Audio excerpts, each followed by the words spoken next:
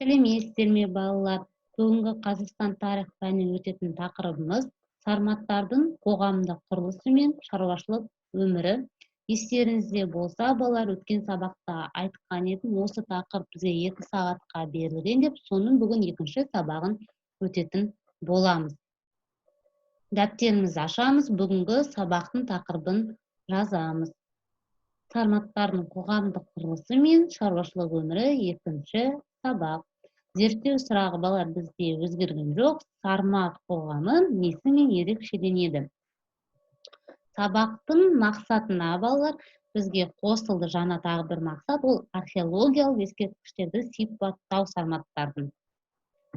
Ең алдымен балалар біз білімлен сайтын пайдаланып, өткенде көрген бейне материалымызды тағы бір рет көреміз және соған байланысты тағы да тапсырмалар орындайтын боласыздар.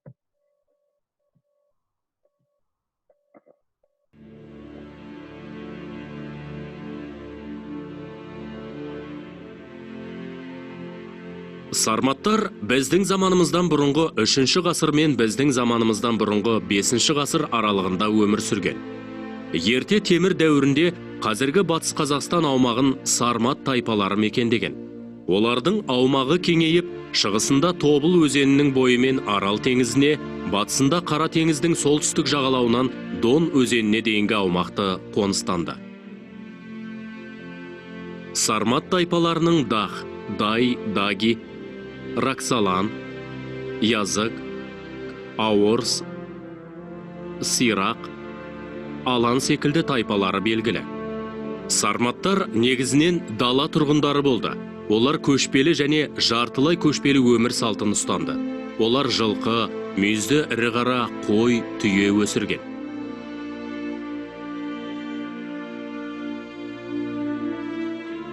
Сонымен қатар егіншілікпен айналысып, жабайы аңдар мен құстарды аулап, аңшылықты да кәсіп етті. Сарматтардың ыдыстары қыш пен металдан жасалды. Қыш құмыраларының түбі терең және кең болды. Тамақ дайындауға арналған қазандары темір мен қоладан құйылды. Торсық, саба, мес секілді ыдыстарды бұлғарыдан жасады. Ал шыны заттарды шығыс елдерінен алдырды. Сарматтардың баспанасы шатырлар мен күймелі арбалар болды. Киіз үйде тұрды дегенде болжам бар.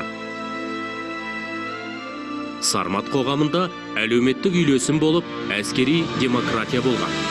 Тайпадағы барлық мәселелерді ру, тайпа мүшелерінің қатысуымен ақсақалдар мен көсемдер шешті.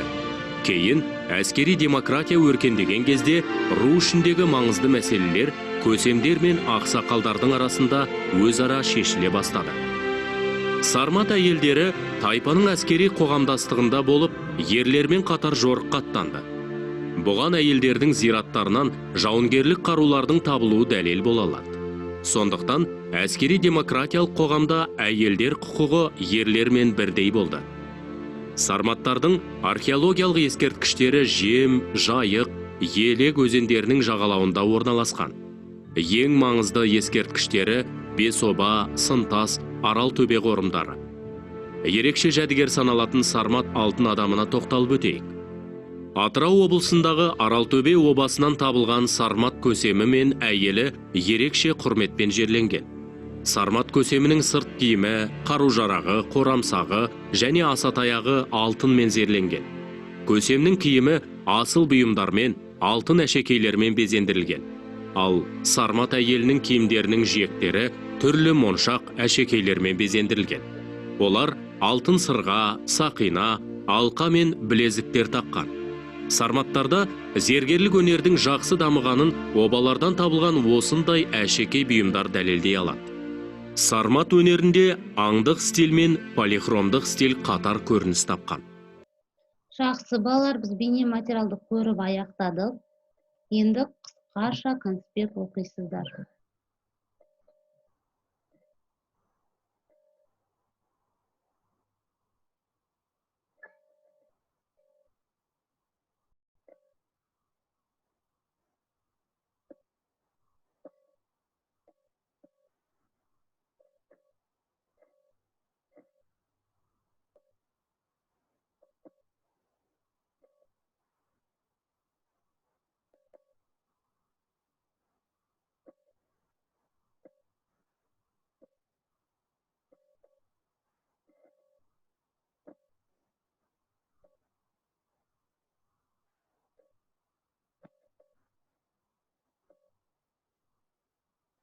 Балалар, қысқаша конспектті оқып аяқтасақ, тапсырмамызды орындайық.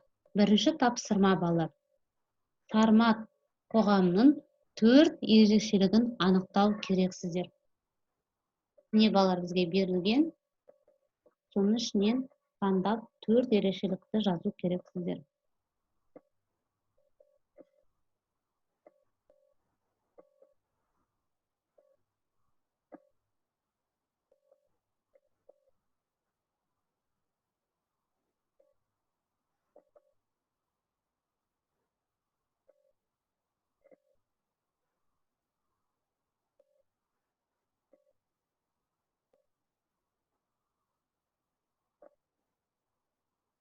Бірінші тапсырмамызды орындап болсақ, балалар, екінші тапсырмамызды орындайық.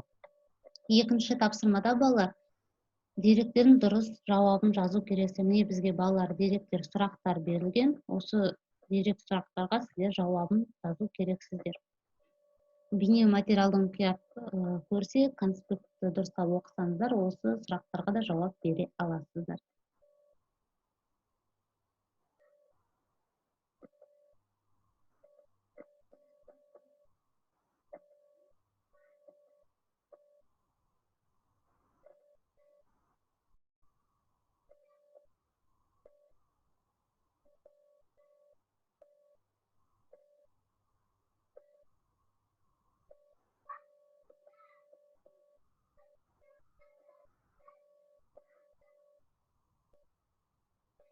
Балалар, сонымен бүгінгі біздің сабақ аяқталды. Сау болыңыздар.